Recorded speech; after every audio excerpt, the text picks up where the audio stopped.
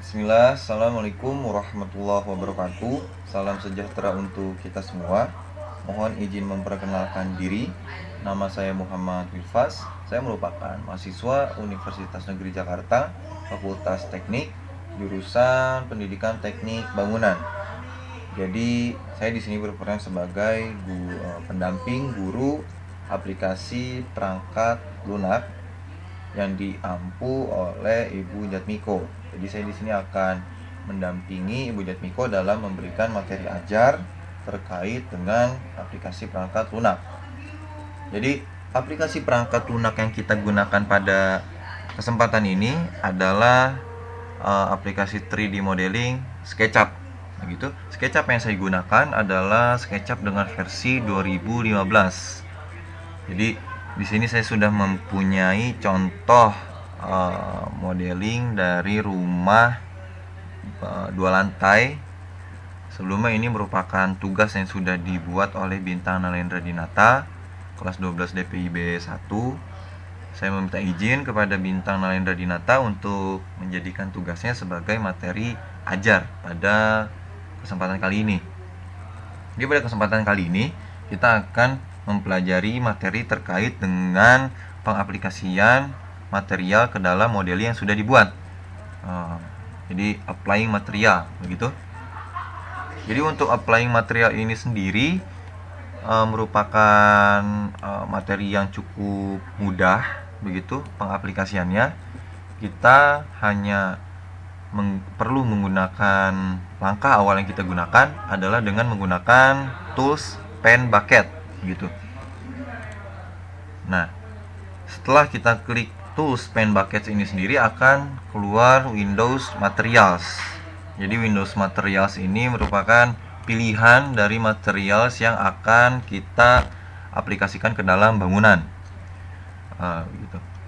Jadi di sini tersedia beberapa macam model material yang bisa kita gunakan sesuai dengan bagian dari bangunan yang akan kita aplikasikan. Jadi untuk langkah pertama kita pada kesempatan ini adalah kita mulai terlebih dahulu dari bagian atas, yaitu bagian atap ya. Jadi untuk atap ini sendiri kita cari model materialnya di dalam Windows Materials ini. Kita cari roofing dan kita tentukan material apa yang akan kita gunakan. Ini tergantung kepada selera ya, kepada desain dari masing-masing orang gitu. Mari untuk kesempatan ini kita gunakan roofing tile Spanish ya.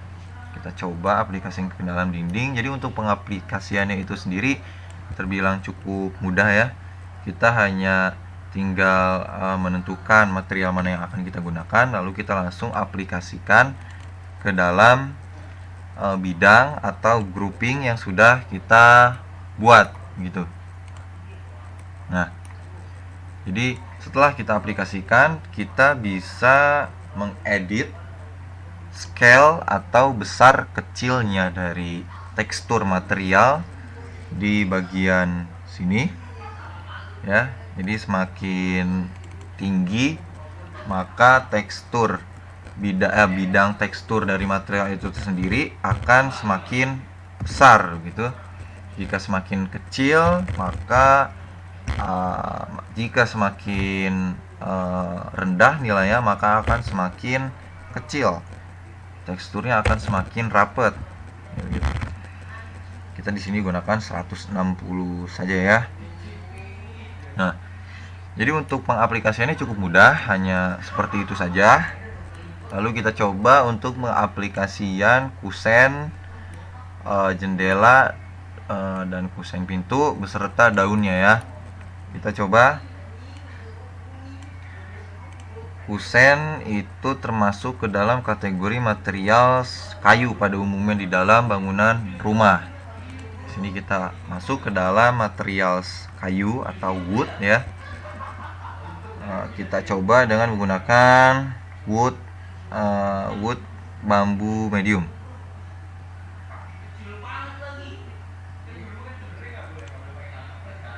Nah, kita aplikasikan ke dalam kusen ya. Kita langsung aplikasikan saja. Kita gunakan warna yang sama aja untuk mempermudah pada bagian daun pintunya ya, gitu. Lalu sudah. Ini untuk pemberian material itu disesuaikan dengan selera kalian masing-masing, atau disesuaikan juga dengan penggunaan atau dengan bidang yang sedang kita ingin berikan material segitu. Kita di sini harus melihat bahwa pintu ini sendiri tidak mungkin kita gunakan model material misalnya aspal and concrete. Kita tidak mungkin mengaplikasikan model material ini ke dalam kusen pintu gitu, karena ya memang tidak sesuai penggunaannya. Jadi kita harus mengetahui juga dari model material ini penggunaannya sekiranya cocoknya untuk apa gitu. Jadi untuk pemberian material saya kira hanya demikian ya. Lalu proses selanjutnya silahkan kalian aplikasikan material ke dalam bangunan yang sudah kalian rencanakan. Kalian buat semenarik mungkin begitu. Lalu di pertemuan selanjutnya kita akan mencoba untuk melakukan rendering dengan V-Ray rendering begitu. Nanti kita akan membuat material-material yang sudah diaplikasikan terlihat lebih nyata setelah di rendering ya. Jadi sebagai informasi tambahan, jika dirasa pilihan material yang sudah tersedia di dalam aplikasi SketchUp ini dirasa terbatas, kita ingin memiliki variasi yang lebih banyak gitu, kita bisa download terlebih dahulu. Bisa file yang di-download berupa PNG atau lain sebagainya bisa. Setelah kita download, kita bisa input ke dalam materials, lalu kita bisa cari filenya, lalu bisa kita langsung aplikasikan ke dalam bidang bangunan yang akan kita beri material begitu. Jadi mungkin untuk video tutorial atau materi ajar kita pada hari ini saya cukupkan sekian. Semoga bermanfaat.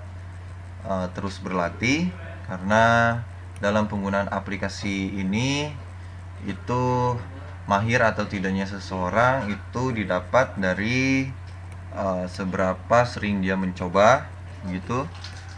Maka semakin sering yang mencoba, maka akan semakin mahir dalam penggunaan aplikasi, terutama dalam aplikasi 3D modeling ini, SketchUp gitu ya.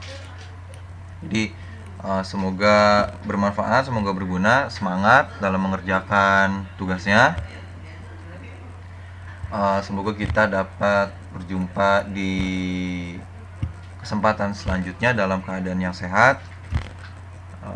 Mungkin sekian dari yang dapat saya sampaikan. Mohon maaf jika dirasa tutorialnya masih kurang jelas atau masih terdapat banyak kekurangan di dalamnya. Harap dimaklum. Terima kasih.